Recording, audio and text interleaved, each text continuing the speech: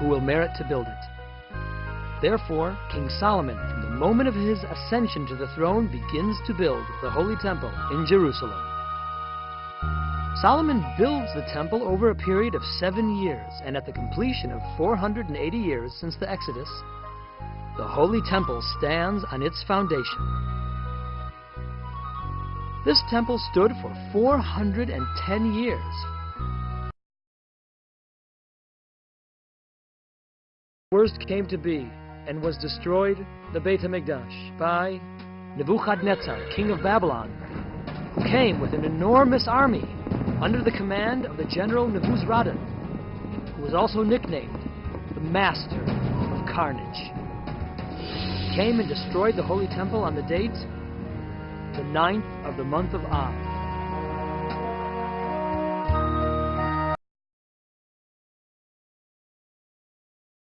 The Second Holy Temple stood for 420 years, from the time the temple builders built it till its destruction 420 years later. During those 420 years, most of the time, the nation of Israel was not free in its own land, but were under the domination of foreign nations.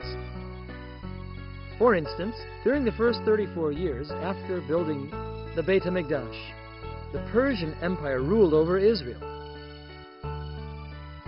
During the following 180 years, there ruled the Greek Empire, till at the conclusion of those 180 years, the Hasmoneans battled the Greeks and defeated them. The miracle of Hanukkah transpired when the few were victorious over the many, the incident whereby a cruse of pure oil was found in the temple that burned for 8 days. All this took place during the time of the Second Holy Temple, at the conclusion of those 180 years of domination under the Greek Empire. Following this, the Hasmoneans themselves assumed power, so that the nation of Israel was free in its own land. Their rule lasted for 103 years, after which Herod was granted the authority by the patronage of the Romans, and their reign during the temple period also continued for 103 years.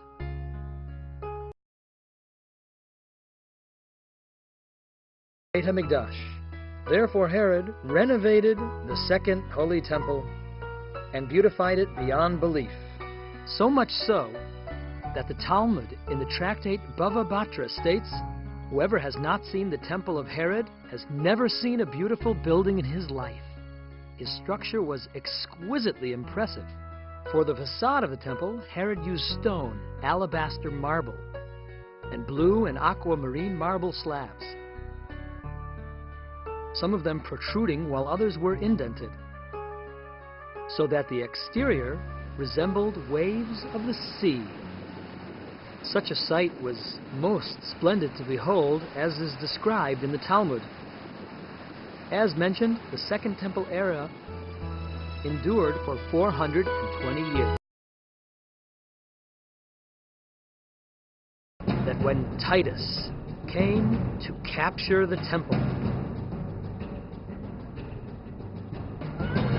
he divided up his troops, and he commanded them to attack the Holy Temple from all 4 directions, from the north, from the south, from the east and west.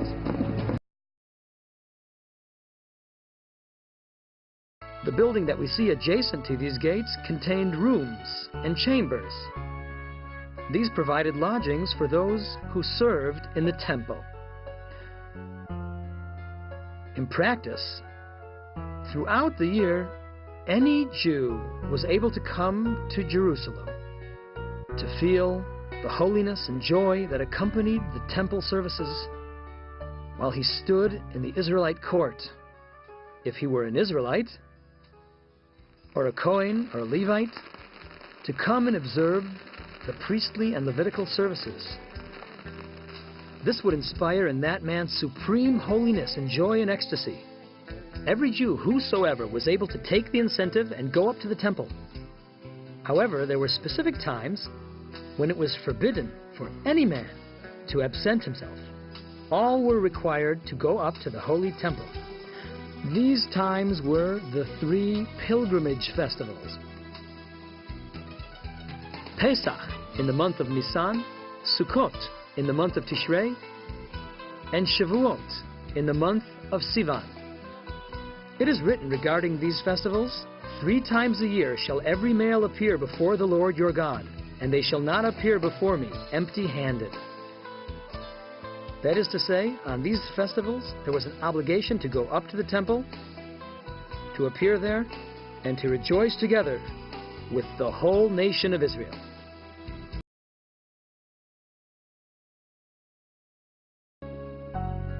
As you gaze within the 4 walls of the Temple Mount, you observe in their interior rows of columns, one before the other. These rows of columns supported a canopy whose function was to shelter the pilgrims who came for the festivals from the showers of the rainy season.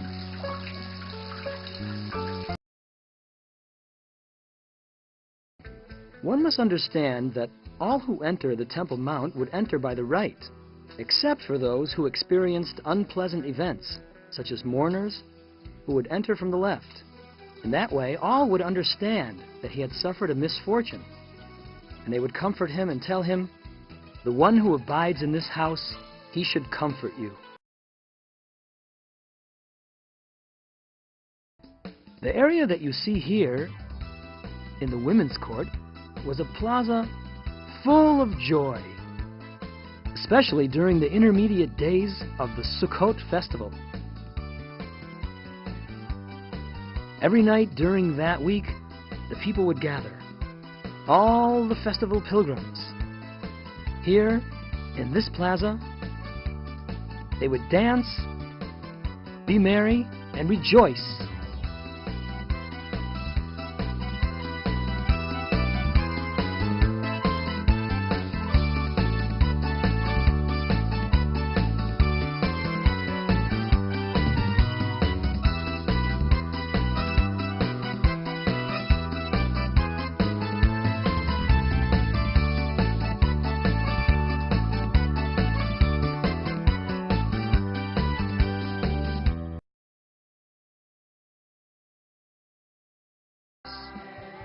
Upon these very same 15 steps stood the Levites, holding innumerable musical instruments in their hands.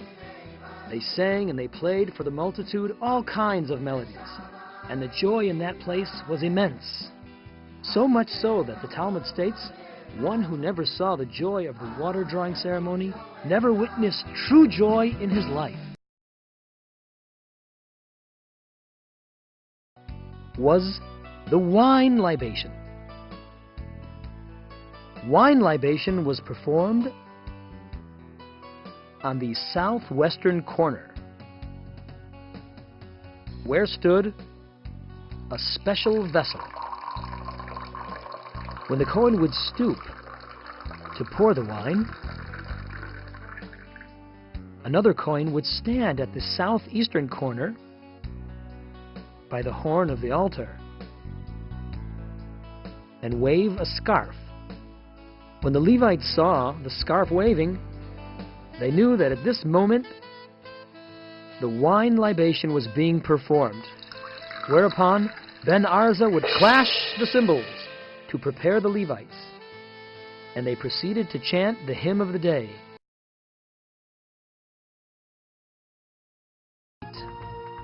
And within it sat the great Sanhedrin of 71 judges. Regarding the Purim miracle, we are told about Mordechai the Jew. As the Talmud states, Mordechai, he used to sit in the chamber of hewn stone. The chamber of hewn stone means that it was built of stone especially quarried and beautifully carved. The Sanhedrin sat within this chamber, and Mordechai had been one of these 71 judges. They were eminently wise, and in essence, they were the supreme court of the nation of Israel. From there, law was spread throughout the entire world. These judges, among their qualifications, were obliged to be God-fearing, despising monetary profit, and pursuers of truth and justice. In addition, they had to know and be well-versed in all 70 languages.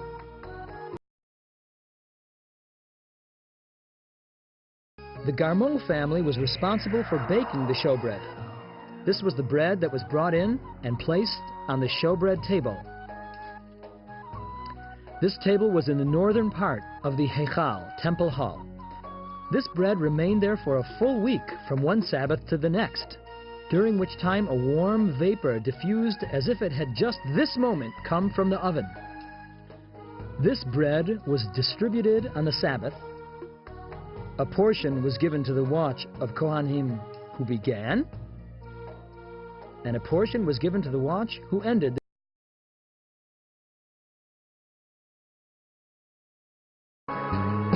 ראית שנים של מלחמות קשות, אומרים אבניך לפעמים בוכות, היונים שבנקיקים, השיחים בנטבחים, נושאים העיניים ומתפללים. שרית של בית מקדש בעיר כה עתיקה, דורות של געגועים ואהבה רבה, ומתוך החשיכה תיבקע אורה גדולה, ועם גדול יחוש בגאווה.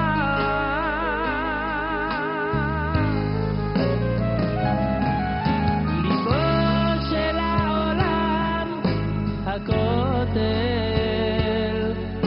משקיף על האדם הכותל,